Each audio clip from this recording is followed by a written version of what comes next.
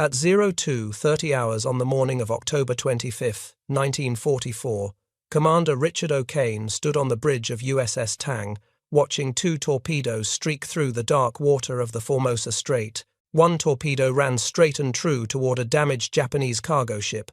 The other torpedo curved left. Its gyroscope had failed. The torpedo was running in a circle. It was coming back toward Tang. O'Kane was 33 years old. Naval Academy graduate class of 1934, 11 months commanding Tang.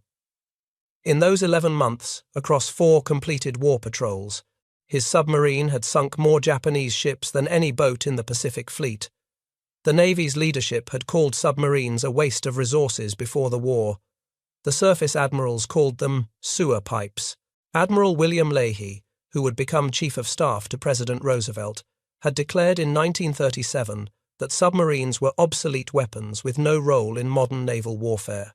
Admiral Harry Yarnell stated that submarines would be useful only for reconnaissance and coastal defense. They lacked the range, speed, and firepower to operate effectively in the vast Pacific. When O'Kane had graduated from submarine school at New London in 1938, his classmates wondered why any officer would volunteer for a weapon the Navy did not believe in. The submarine service was where careers went to die. Officers who wanted to make admiral-commanded battleships or carriers. Officers who wanted combat glory served on destroyers or cruisers. Officers who could not get better assignments ended up on submarines. O'Kane explained it was not about belief, it was about capability. His classmates wanted to know what capability a submarine had that a battleship or carrier did not. O'Kane said submarines could approach unseen, strike without warning, and disappear before the enemy could respond. A battleship announced its presence from 20 miles away. A carrier needed clear weather and daylight to operate effectively. A submarine could hunt day or night, in any weather, in any sea state. The surface admirals disagreed. They pointed to World War I, where German U-boats had sunk merchant ships, but had not changed the strategic balance. The Allies had defeated Germany despite losing millions of tons of shipping to submarines. Convoys and escorts had proven effective against submarine attacks. Sonar technology had made submarines vulnerable to detection and destruction. Modern naval warfare would be decided by surface engagements and carrier battles, not by underwater raiders sneaking around in the dark. The Navy had built submarines anyway, but they had built them wrong. American submarine doctrine in 1941 emphasized scouting for the fleet, not independent operations against enemy commerce. Submarines would locate enemy warships and report their positions. They would screen for enemy submarines. They would conduct reconnaissance of enemy ports and bases. Sinking merchant ships was considered ungentlemanly warfare, suitable for Germans but beneath American honor. They had built the submarines as reconnaissance platforms. The Navy had 111 submarines by December of 1941. In the Pacific, 55 fleet submarines and 18 older S-class boats were available for combat operations. They represented less than 2% of the fleet's total strength. Every admiral who mattered had come up through battleships or carriers. Submarine officers were considered technical specialists, not warriors. They would scout for the real Navy, report enemy positions, maybe sink a cargo ship if they got lucky. No submarine in history had ever changed the outcome of a war. The United States had 284,427 men in the Navy when the war started. Approximately 16,000 would serve on submarines during the entire war. The submarine service could not compete with the prestige of surface ships. When a destroyer sank an enemy vessel, the entire crew watched it happen. When a carrier launched strikes, hundreds of men participated in the victory. Submarines operated alone, underwater, unseen, no witnesses, no glory, no recognition. O'Kane had requested submarine duty anyway. He believed the next war would be won by stealth and surprise, not by brute force. The surface admirals disagreed. The Mark 14 torpedo carried by every American submarine had been designed in 1931. It weighed 3,280 pounds. It carried a 663-pound warhead. It could travel 4,600 yards at 46 knots. On paper, it was the most sophisticated torpedo in any navy. In reality, it was the worst weapon system deployed by any major power in World War II. The Mark 14 had 4 fatal defects. First, it ran 10 feet deeper than set. Second, its magnetic exploder fired prematurely, or not at all. Third, its contact exploder crumpled on impact instead of detonating. Fourth, its gyroscope could fail, causing the torpedo to run in a circle and return toward the firing submarine. These defects were not discovered during peacetime testing because the Bureau of Ordnance had refused to conduct live-fire tests with actual warheads. Torpedoes cost $10,000 each in 1930 Depression-era dollars. That was more than twice the annual salary of a Navy captain. The Bureau considered it wasteful to blow up expensive torpedoes during testing. They tested with dummy warheads that could be recovered from the ocean floor, refurbished, and used again. The dummy warheads had different weight distribution than live warheads. The balance was wrong. The center of gravity was wrong. The hydrodynamics were wrong. But the Bureau insisted the tests were adequate. They had fired thousands of practice torpedoes over 10 years. The Mark 14 worked perfectly in tests. Any problems in combat must be the fault of submarine commanders who did not know how to use their weapons properly. The Bureau had another reason to avoid live fire testing. If live tests revealed problems with the Mark 14, the Bureau would have to admit they had spent millions of dollars developing a defective weapon. Careers would be ruined. Reputations would be destroyed. Congressional investigations would follow. It was easier to declare the weapon perfect and blame any failures on incompetent submariners. O'Kane learned the hard way on December 7, 1941. He was executive officer aboard USS Argonaut on patrol near Midway Island. That evening, Argonaut surfaced and heard gunfire. Japanese destroyers were shelling Midway Island. The next day, O'Kane received orders transferring him to a new submarine being commissioned, USS Wahoo, under Lieutenant Commander Marvin Kennedy. When Dudley Morton took command of Wahoo in early 1943, O'Kane served as his executive officer through 5 war patrols. Wahoo became legendary. Morton and O'Kane developed aggressive tactics that other submarine commanders studied and copied. Morton commanded from the conning tower, where he could see through the periscope and make tactical decisions instantly. O'Kane ran the approach from the control room, managing depth, speed, and course. They communicated constantly, adjusting tactics in real time as situations developed. Morton believed submarines should hunt like wolves, not hide like rabbits. He attacked on the surface whenever possible, using Wahoo's superior speed and radar to close on targets. He closed to point-blank range, often less than 800 yards, where even defective torpedoes had a better chance of working. He pursued crippled ships until they sank, firing torpedo after torpedo until the target went under. Other submarine commanders considered Morton reckless. They predicted Wahoo would be sunk within 6 months. Morton considered them cowards. He predicted cautious submarines would return to port with full torpedo loads and empty war patrol reports. Morton was right. Wahoo sank 20 ships in 6 patrols. But even Wahoo suffered from torpedo failures. During Wahoo's 6th patrol in August of 1943, 10 torpedoes definitely broached, had erratic runs, or were duds. Morton filed detailed reports describing the failures. The Bureau of Ordnance blamed the submarine commanders. They said the failures were caused by poor shooting, incorrect depth settings, or faulty maintenance. They refused to admit the torpedo design was flawed. Across the Pacific, every American submarine commander was reporting identical problems. Torpedoes ran too deep. Torpedoes exploded prematurely. Torpedoes hit the target and failed to detonate. Torpedoes ran in circles and threatened to sink their own submarines. The Bureau of Ordnance ignored every report. Submarine officers began deactivating the magnetic exploder without authorization. They could not fix the depth problem or the contact exploder problem or the gyroscope problem, but they could eliminate the magnetic exploder that was causing premature detonations. The unauthorized modifications were a court-martial offense. Officers did it anyway. If you want to see how O'Kane and the submarine force overcame defective weapons, a hostile bureaucracy, and the Navy's institutional contempt to sink 30% of Japan's fleet, please hit that like button. It helps us share more forgotten stories like this, and please subscribe if you haven't already. Back to O'Kane. By March of 1943, 15 months into the war, American submarines had sunk fewer than 150 Japanese ships.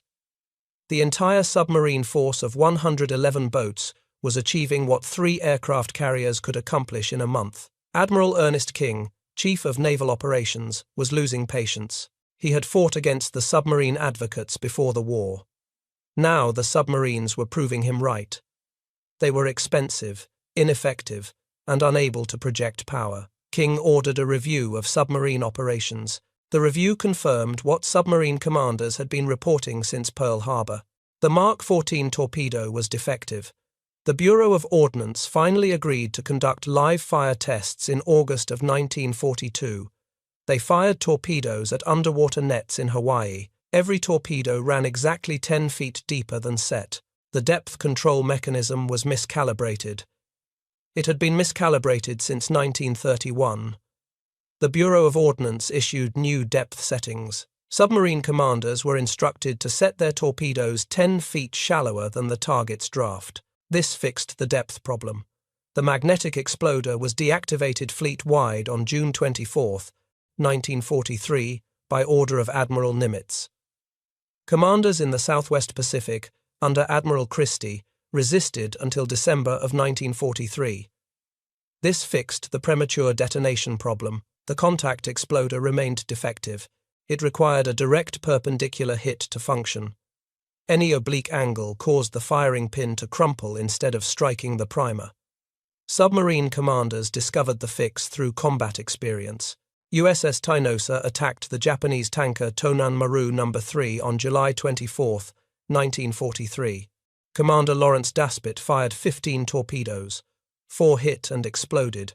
9 hit at perfect 90-degree angles and failed to detonate. Every dud struck at the ideal angle with perfect technique. The problem was not the shooting. The problem was the torpedo. Daspit saved his last torpedo and brought it back to Pearl Harbor for examination. Engineers discovered the contact exploder's firing pin was too weak. They redesigned it with a heavier, stiffer pin. The first corrected torpedoes shipped to the fleet on September 30, 1943, aboard USS Barb. By late September of 1943, 21 months after Pearl Harbor, American submarines finally had a functional torpedo. O'Kane took command of USS Tang in October of 1943. Tang was a Balao-class submarine, 311 feet 6 inches long, 27 feet 2 inches in beam, displacing 2,424 tons submerged. She carried 24 torpedoes, 1 5-inch deck gun, and a crew of 87 men for her final patrol. Tang could dive to 400 feet, deeper than any previous American submarine. This depth capability was critical for survival. Japanese depth charges were set to explode at specific depths. Most escorts set depth charges for 150 to 200 feet, assuming submarines could not dive deeper. Tang could go twice that deep. When depth charges exploded at 200 feet, Tang would be at 400 feet, far enough away that the pressure waves were survivable. But 400 feet created its own challenges. The water pressure at that depth was 180 pounds per square inch, 12 times normal atmospheric pressure. Tang's pressure hull was designed to withstand that pressure, but it groaned and creaked under the strain. Rivets popped, seals leaked. Men could hear the hull flexing as pressure increased. It sounded like the submarine was being crushed. New crew members panicked the first time they heard it. Experienced crew members knew it was normal, but it never stopped being frightening. Life aboard Tang during war patrols was uncomfortable and dangerous even without enemy contact. 87 men lived in a space designed for 66. Men, hot-bunked, sleeping in the same bunk in shifts. The submarine was never quiet. Machinery ran constantly. Diesel engines when surfaced, electric motors when submerged, pumps, fans, air compressors, the air conditioning system that removed carbon dioxide and added oxygen. All of it made noise. Sleep was difficult. The crew worked 6-hour watch cycles. 6 hours on watch, 6 hours off watch, but the 6 hours off included time for eating, maintenance, and personal hygiene. Actual sleep time was 4 hours if you were lucky. Showers were limited to once per week, 30 seconds of water, Fresh water was precious. The submarine carried only enough for drinking, cooking, and essential hygiene. Everything else used seawater. Food was good for the first week of patrol, while fresh provisions lasted. Eggs, milk, bread, fresh vegetables. Then it was canned food for the next 6 weeks. Powdered eggs, canned milk, canned vegetables, canned meat. The cooks did their best, but canned food tastes like canned food, no matter how you prepare it. The submarine carried 60 days of food. Patrols typically lasted 40 to 50 days, including transit time to and from the patrol area. That left a small margin for extended operations or delayed returns. The crew was divided into departments. The engineering department ran the engines and motors. The torpedo department maintained weapons and handled loading. The deck department managed the submarine's operations, navigation, and watchstanding. The radio and radar operators were specialists who reported directly to the captain. Every man had to qualify in submarines, learning every system aboard. In an emergency, any crew member might need to operate equipment outside his specialty. Cross-training was mandatory. Tang's crew was exceptionally well trained. O'Kane drilled them constantly. Emergency procedures, damage control, firefighting, flooding response, torpedo loading, battery charging, navigation. Every task had to be performed faster and better than any other submarine in the fleet. The crew grumbled about the constant drilling. Then they went into combat and understood why. Their training kept them alive. Every American submarine had better sonar than Japanese destroyers. Every American submarine had better radar than Japanese cruisers. Every American submarine had better fire control computers than any surface ship in the Japanese Navy. These advantages had been meaningless when the torpedoes did not work. Now, they mattered. Tang's first war patrol began in January of 1944. O'Kane's orders were to patrol the waters between Japan and the Philippines. He was hunting Japanese cargo ships, tankers, and transports. The ships carried oil from the Dutch East Indies, rubber from Malaya, rice from Indochina, iron from China, and coal from Manchuria. Japan's entire war machine depended on ships carrying raw materials from conquered territories to the home islands. Japan started the war with 6 million tons of merchant shipping. The fleet consisted of approximately 2,300 vessels, ranging from small coastal freighters of a few hundred tons to massive tankers of 10,000 tons or more. The fleet included specialized ships for different cargoes. Tankers carried oil and petroleum products. Their hulls were divided into compartments that could carry different grades of crude oil, refined gasoline, diesel fuel, or heavy bunker oil. Ore carriers transported iron ore, coal, and other minerals. Their holds were designed for dense, heavy cargo. Standard cargo ships carried everything else: rice, rubber, timber, manufactured goods, ammunition, military equipment. Transport ships carried troops. Some were converted passenger liners with proper berthing. Others were cargo ships with troops packed into holds designed for freight. The Japanese merchant fleet operated on predictable routes. Tankers ran from the Dutch East Indies through the South China Sea to Japan. Ore carriers ran from Malaya and the Philippines. Rice ships ran from Indochina and Formosa. Every route passed through waters where American submarines could operate. American submarine doctrine changed drastically after Pearl Harbor. Pre-war plans called for submarines to attack enemy warships. Sinking battleships and carriers would cripple Japan's offensive capability. But warships were hard to find and harder to sink. They were fast, maneuverable, and heavily escorted. They could fight back. A submarine that attacked a warship faced immediate counterattack from escorts. Merchant ships were different. They were slow, traveling at 8 to 12 knots. They were predictable, following established routes. They could not fight back effectively. Most merchant ships had no armament. Some carried a single deck gun or anti-aircraft machine guns. But these were useless against a submarine attack. And merchant ships were everywhere. For every Japanese warship, there were hundreds of merchant ships. American submarine commanders realized they could sink more tonnage by hunting merchants than by hunting warships. Admiral Charles Lockwood, Commander Submarines Pacific Fleet, authorized unrestricted submarine warfare against Japanese shipping in December 1941. Any Japanese-flagged vessel was a legitimate target. passenger ships, hospital ships clearly marked, and neutral shipping were off limits. Everything else could be sunk on sight.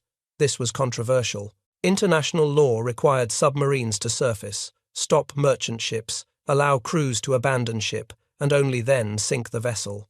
But Japan had declared it would execute captured submariners as war criminals. Japanese ships refused to stop when challenged.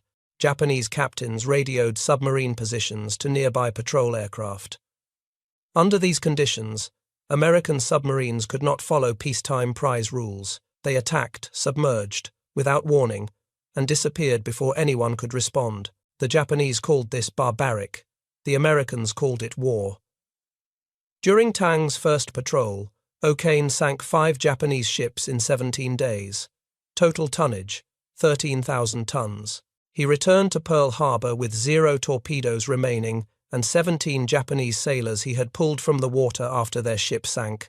The prisoners were valuable intelligence assets.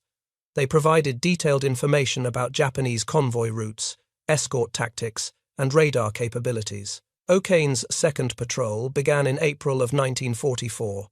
He sank 4 ships, third patrol in June, 6 ships, fourth patrol in August, 10 ships. By September of 1944, Tang had sunk approximately 25 Japanese ships in 4 patrols. O'Kane had become the most successful submarine commander in the Navy. His tactics were studied at submarine school. His patrol reports were distributed to every boat in the Pacific. Other commanders tried to replicate his methods, but few achieved comparable results. O'Kane's advantage was not luck. It was not superior equipment. Every submarine in the Pacific had the same torpedoes, the same sonar, the same radar. O'Kane's advantage was aggression combined with technical mastery. Most submarine commanders conducted 1 attack per patrol, maybe 2. They would locate a target, maneuver into position, fire torpedoes from maximum range of 4,000 yards or more, and immediately dive deep to evade escorts. This was safe. This was doctrine. This also meant torpedoes had longer travel time, giving targets more opportunity to maneuver. Long-range shots required perfect calculations of target speed, course, and range. Any error meant a miss. O'Kane conducted multiple attacks per patrol, sometimes 4 or 5 engagements in a single week. He closed to minimum range before firing, often less than 1,000 yards, sometimes as close as 800 yards. At that range, torpedoes reached the target in less than 2 minutes. Targets had no time to maneuver. Torpedoes running slightly off course still hit. Even if escorts detected Tang, they could not react quickly enough to prevent the attack. O'Kane attacked at night on the surface whenever possible. Tang's low profile made her nearly invisible in darkness. Her radar could detect targets at 20,000 yards, far beyond visual range. Japanese escorts had primitive radar. They relied on visual spotting and sonar, but sonar could not detect a submarine on the surface. Tang could approach within 1,000 yards of a convoy, fire torpedoes, and disappear into the darkness before Japanese escorts knew where the attack had come from. O'Kane pursued damaged ships until they sank. Most commanders fired a spread of torpedoes, hoped for hits, and then cleared the area.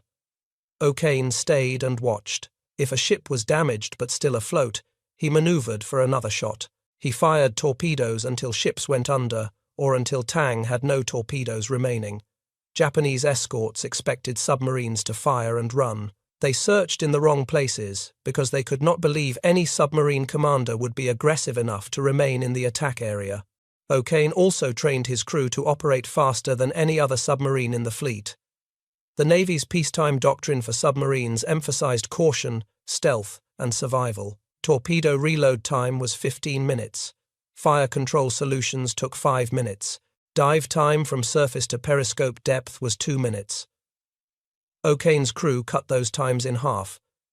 His crew learned to reload torpedoes in 6 to 8 minutes. His torpedo officer, Lieutenant Junior Grade Frank Springer, could calculate firing solutions faster than the mechanical torpedo data computer.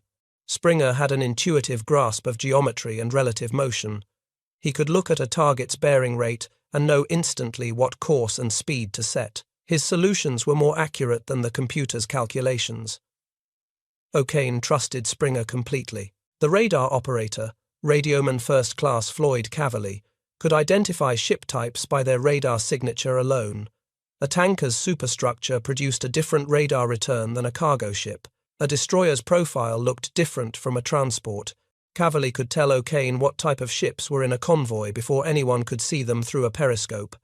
This allowed Tang to prioritize targets. Tankers carried more valuable cargo than cargo ships. Transports packed with troops were priority targets. Cavalli's skill gave Tang a tactical advantage no other submarine possessed. Tang's fifth and final patrol began on September 24, 1944. O'Kane's orders were to interdict Japanese shipping in the Formosa Strait and the waters between Formosa and the China coast. Intelligence indicated heavy traffic as the Japanese were reinforcing their garrison in the Philippines before the expected American invasion. General Douglas MacArthur was planning to return to the Philippines in October. The Japanese knew it. They were rushing troops, equipment, and supplies to defend the islands. Every transport that reached the Philippines meant more American casualties when the invasion began. Every tanker that delivered fuel meant more Japanese aircraft in the sky. Every cargo ship that arrived meant more ammunition for Japanese defenders. Tang's mission was to stop those ships. Tang transited through the Luzon Strait and entered her patrol area on October 10th. The Formosa Strait was one of the most dangerous submarine operating areas in the Pacific. The strait was only 100 miles wide at its narrowest point. Shallow water restricted diving depth. Japanese air bases on Formosa and the Chinese mainland could scramble aircraft within minutes of a submarine sighting. Japanese patrol boats operated constantly. The confined waters meant escorts could search more effectively. A submarine detected in the Formosa Strait had limited room to maneuver, but the confined waters also meant every Japanese ship heading for the Philippines had to pass through the strait. It was a choke point. Submarines operating there could intercept nearly all traffic heading south. Over the next 2 weeks, Tang stalked Japanese convoys through these dangerous waters. O'Kane employed the aggressive tactics he had perfected over 4 previous patrols. Surface attacks at night when Tang's radar gave her an overwhelming advantage. Close-range firing that gave targets no time to maneuver and escorts no time to react. Relentless pursuit of damaged ships, firing torpedo after torpedo until they sank. Each engagement was carefully planned and ruthlessly executed. O'Kane would detect a convoy on radar at extreme range.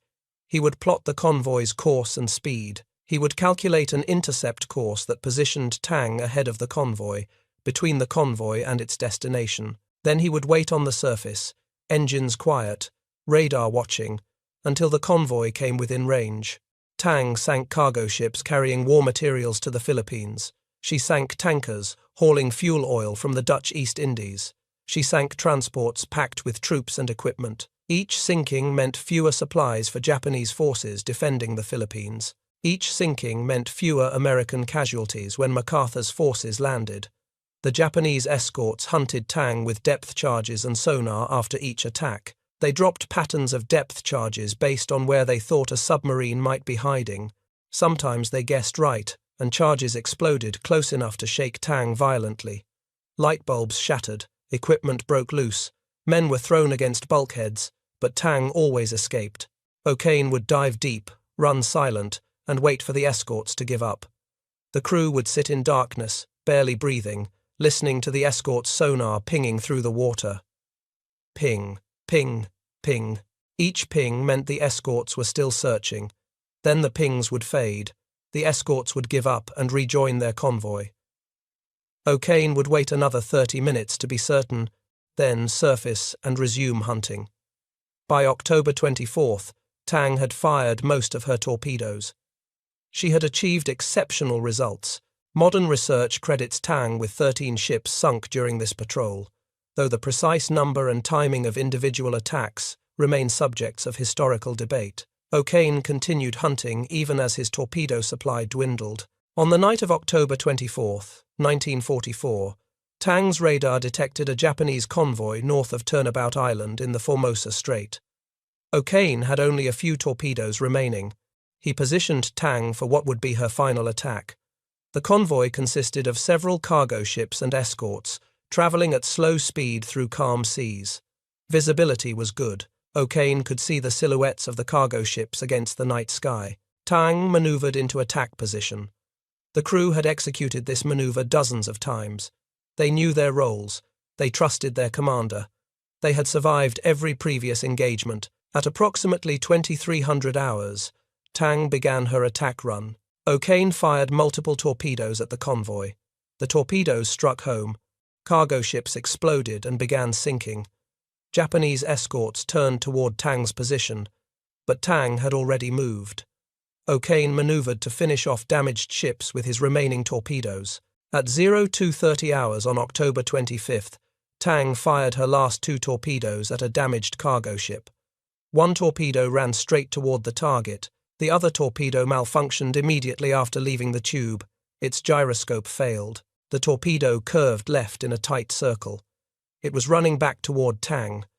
O'Kane saw the torpedo's phosphorescent wake in the dark water. The wake curved in a perfect arc. It was coming straight at Tang's stern. O'Kane shouted orders, hard right rudder, ahead flank. Tang's engines roared to full power. The submarine began to turn. But Tang was a 311-foot submarine displacing 2,400 tons. She could not turn fast enough. The torpedo hit Tang's stern at 0230 hours. The explosion destroyed the maneuvering room and the after torpedo room. Men died instantly in the blast. The stern flooded immediately. Tang's stern sank. The bow rose out of the water at a steep angle. O'Kane and 8 other men were on the bridge when the torpedo hit. The impact and the sudden angle threw them into the water. Below decks, 78 men were trapped in the flooding submarine. Tang sank stern, first in 180 feet of water north of Turnabout Island in the Formosa Strait. The submarine settled on the bottom. In the forward torpedo room, 9 men prepared to escape using Momsen lungs, emergency breathing devices designed for submarine escapes. The Momsen lung was a rubber bag connected to a breathing tube. It provided oxygen during ascent from a sunken submarine. But 180 feet was deeper than most men had ever attempted an escape. The water pressure at that depth was crushing. The ascent would take several minutes. Men would have to equalize pressure carefully to avoid the bends. If they ascended too quickly, nitrogen bubbles in their blood would kill them. If they ascended too slowly, they would run out of air. The 9 men entered the escape trunk. They flooded the compartment. The pressure equalized. They opened the outer hatch. One by one, they swam toward the surface 180 feet above. The ascent took forever. The water was black. The men could not see the surface. They could only swim upward and hope. 5 men survived the ascent. 4 men, including O'Kane, survived in the water long enough to be picked up by a Japanese escort vessel. The Japanese did not immediately realize they had captured Americans. In the dark, they assumed the survivors were Japanese sailors from the sunken cargo ships. When dawn came and the Japanese realized they had captured enemy submariners, the treatment became harsh. O'Kane and the other 3 survivors spent the rest of the war as prisoners in Japanese camps. The conditions were brutal from the start. The Japanese escort that picked them from the water initially treated them as enemy combatants who had just sunk multiple Japanese ships and killed Japanese sailors. The guards beat them. They denied them food and water for days. They kept them in cramped spaces, barely large enough to stand. When the survivors reached Japan, they were sent to Ofuna Interrogation Center near Yokohama. Ofuna was not registered with the International Red Cross. The Geneva Convention did not apply there. Guards told prisoners they could be executed at any time without anyone knowing. Interrogators wanted information about American submarines. What type of sonar did they use? What type of radar? What were their operating procedures? What were their patrol areas? O'Kane refused to answer. The interrogators beat him. They denied him food. They kept him in solitary confinement in a cell too small to lie down in. He still refused. The other Tang survivors refused as well. After weeks at Ofuna, O'Kane and his men were transferred to Omori camp in Tokyo Bay. Omori held Allied prisoners of war from multiple services. The camp was overcrowded, filthy, and disease-ridden. Food consisted of small portions of rice, sometimes with vegetables, rarely with protein. A typical daily ration was 800 calories. That was barely enough to survive, not enough to maintain health. Men lost weight rapidly, muscles atrophied, teeth fell out from scurvy, disease spread constantly, dysentery, beriberi, pneumonia, tuberculosis. The camp had no medical supplies. Sick men either recovered on their own or died. Guards were abusive without cause or warning. They would beat prisoners for bowing incorrectly, for not bowing quickly enough, for looking at a guard, for not looking at a guard. The rules changed daily. What was permitted one day was forbidden the next. Guards enforced arbitrary rules with fists and clubs. O'Kane watched one of his men, motor machinist's mate first class Jesse Da Silva, die from complications of malnutrition and abuse. Da Silva had survived Tang's sinking. He had survived the escape from 180 feet depth. He had survived the initial captivity. But he could not survive the slow starvation and disease of Amori. O'Kane blamed himself. He was the captain. His men were his responsibility. He had led them into combat and they had followed. Now one was dead, and O'Kane could do nothing to save him. The other two Tang survivors, Lieutenant Junior Grade Lawrence Savadkin and Torpedoman's mate second class Floyd Cavalli, survived the captivity. So did O'Kane. But survival came at a cost measured in pounds of lost body weight and permanent damage to health. When American forces liberated Amori in late August of 1945, O'Kane weighed 88 pounds. He could barely walk. His body was ravaged by malnutrition and disease. But he was alive. Tang's 5th Patrol had brought her total sinkings to 33 ships, totaling 116,454 tons. That remained the record for most tonnage sunk by a single American submarine in World War II. No other submarine came close. O'Kane received the Medal of Honor on March 27, 1946, from President Harry Truman for his actions during Tang's final patrol. The citation described his aggressive tactics, his tactical brilliance, and his willingness to press attacks despite extreme danger. After the war, O'Kane continued serving in the Navy. He commanded Submarine Division 32. He worked in submarine development, helping design the next generation of submarines. He trained new commanders, passing on the lessons he had learned the hard way in combat. He retired as captain in July of 1957, with advancement to Rear Admiral on the retired list. During the war, American submarines comprised less than 2% of the Navy, but accounted for 30% of all Japanese ships sunk. They sank 1,113 Japanese merchant ships, totaling 4.78 million tons, according to the Joint Army-Navy Assessment Committee. They sank 201 Japanese warships, including 8 aircraft carriers, 1 battleship, and 11 cruisers. The submarine force suffered the highest casualty rate of any American service. 52 submarines were lost during the war. 3,505 men died. That was 22% of all submariners who served. Every submarine that went on patrol knew it might not return.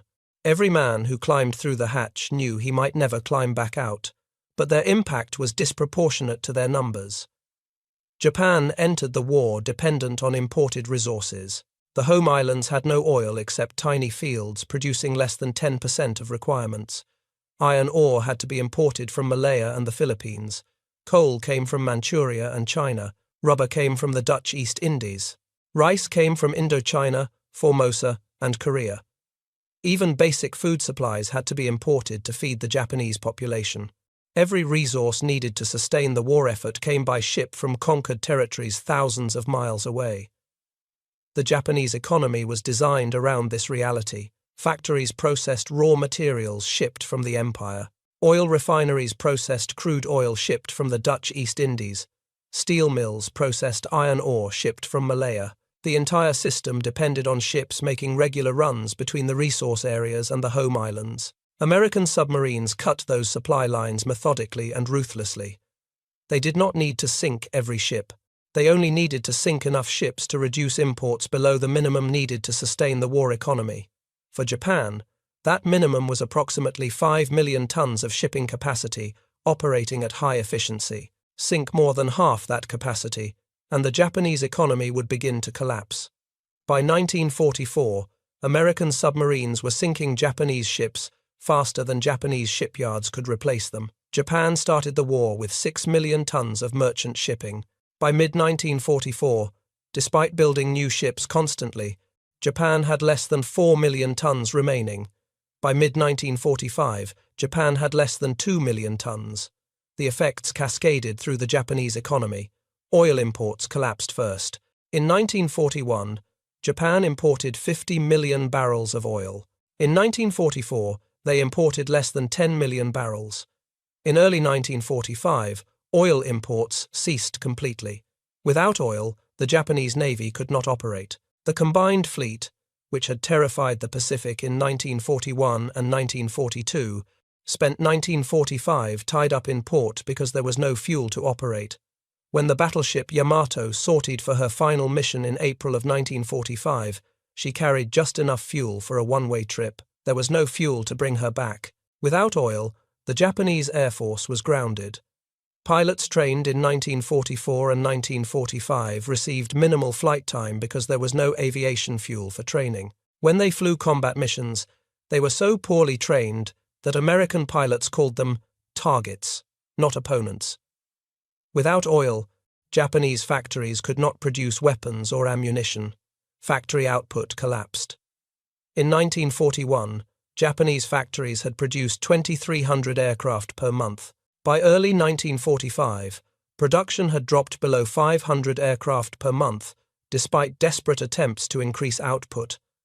The problem was not factory capacity. The problem was no fuel to run the factories and no aluminum or steel to build aircraft, because the cargo ships carrying those materials had been sunk by American submarines. Food imports collapsed next. Japan imported 60% of its rice and nearly all its protein from the empire. As shipping tonnage declined, the military got priority for remaining capacity. Food imports were cut. By mid-1945, the average Japanese civilian was receiving 1,200 calories per day, barely enough to survive. Urban populations were starving. Rural populations had local rice production but no tools or fertilizer because those items came by ship from other parts of the empire. The Japanese government implemented rationing in 1942. By 1945, rations had been cut multiple times. The official ration provided subsistence, not nutrition.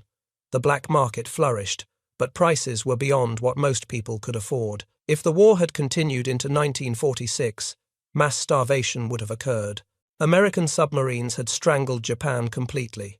The strategic bombing survey conducted after the war concluded that the submarine blockade was the decisive factor in Japan's defeat. The survey's report on oil stated that the contribution of bombing against oil was negligible because the war had already been won by the blockade. Japanese oil imports tell the story. In 1944, Japan expected to import 28.5 million barrels of oil from the southern zone. They actually imported only 4.9 million barrels. That was an 82% shortfall.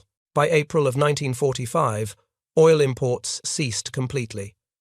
Without oil, the Japanese Navy could not operate. Without oil, the Japanese Air Force was grounded. Without oil, Japanese factories could not produce weapons. Without oil, Japanese civilians froze in winter and starved year-round. The submarines did what the surface fleet could not do, and what strategic bombing could not accomplish. They isolated Japan from the resources needed to continue fighting. The weapon system the Navy had dismissed before the war became the decisive factor in Japan's defeat. The admirals who had called submarines sewer pipes never admitted they were wrong. They simply stopped talking about it. The official Navy histories written after the war described submarines as a critical component of the Pacific strategy. The pre-war skepticism was quietly forgotten. Submarine officers who had been considered technical specialists became heroes. Their patrol reports were studied at the Naval War College. Their tactics became doctrine for the next generation of submariners. The Mark 14 torpedo that had failed so catastrophically in the first 21 months of the war was praised in post-war assessments as a sophisticated weapon system that gave American submarines a decisive advantage once it was fixed. No one mentioned it had taken 21 months of combat losses and submarine commander initiative to fix problems that should have been discovered during peacetime testing. O'Kane wrote a book about his experiences in 1977. The book was titled Clear the Bridge, a reference to the command given before diving. It described Tang's war patrols in technical detail. The book became required reading at submarine school and remains in print today. O'Kane also worked with the Navy to develop improved submarine tactics for the Cold War. The aggressive approach he had pioneered against Japanese convoys was adapted for operations against Soviet shipping. The principles remained unchanged. Submarines still operated alone. They still attacked from concealment. They still required commanders willing to accept risk in pursuit of decisive results. O'Kane died on February 16, 1994, in Petaluma, California. He was 83 years old. By then, the submarine force he had helped create had evolved beyond recognition. Nuclear submarines could remain submerged for months. They could launch ballistic missiles capable of destroying entire cities. They carried firepower equal to entire World War II fleets. But the tactical principles remained unchanged. Aggression mattered more than caution. Initiative mattered more than doctrine. Results mattered more than survival.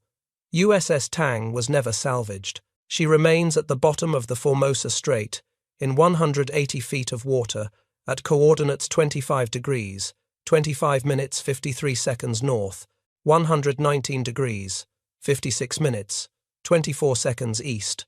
Her exact condition is unknown. No expedition has successfully located and documented the wreck. The submarine that sank more Japanese tonnage than any other boat in the Pacific Fleet lies forgotten on the seafloor where she sank 79 years ago. But her legacy has not been forgotten. Every submarine commander in the United States Navy studies O'Kane's patrol reports. Every submarine officer learns the lessons Tang demonstrated through 4 successful patrols and 1 final mission that ended in tragedy. The lessons are simple but profound. Technology matters, but only if it works. The Mark 14 torpedo was sophisticated on paper but useless in combat until its defects were fixed. Bureaucracy can kill as surely as the enemy. The Bureau of Ordnance's refusal to conduct proper testing and its denial of field reports cost American submarines 21 months of reduced effectiveness and countless lost opportunities. Leadership matters more than numbers. 2% of the Navy sank 30% of Japan's fleet because submarine commanders like O'Kane refused to accept peacetime doctrine in wartime conditions. Aggression wins wars. Cautious submarines returned safely to port with full torpedo loads. Aggressive submarines like Tang returned with empty tubes and enemy ships on the bottom. Innovation comes from the bottom up. Submarine commanders deactivated the magnetic exploder without authorization because they knew it did not work. They modified tactics without permission because peacetime doctrine did not fit wartime reality. Sacrifice is the price of victory. 3,505 submariners died so that Japan's supply lines could be cut. They died in flooded compartments, in failed escapes, in prisoner of war camps. They died so that others could live and the war could be won. The 2% of the Navy that sank 30% of Japan's fleet proved something the admirals had refused to believe before the war. Individual ships commanded by exceptional officers could change the strategic balance of power. Submarines were not auxiliary vessels supporting the main fleet. They were independent weapons systems capable of decisive action. The sewer pipes had won the war. If this story moved you the way it moved us, do me a favor. Hit that like button. Every single like tells YouTube to show this story to more people. Hit subscribe and turn on notifications. We are rescuing forgotten stories from dusty archives every single day. Stories about submariners who proved themselves with skill and courage. Real people, real heroism. Drop a comment right now and tell us where you are watching from. Are you watching from the United States, United Kingdom, Canada, or Australia?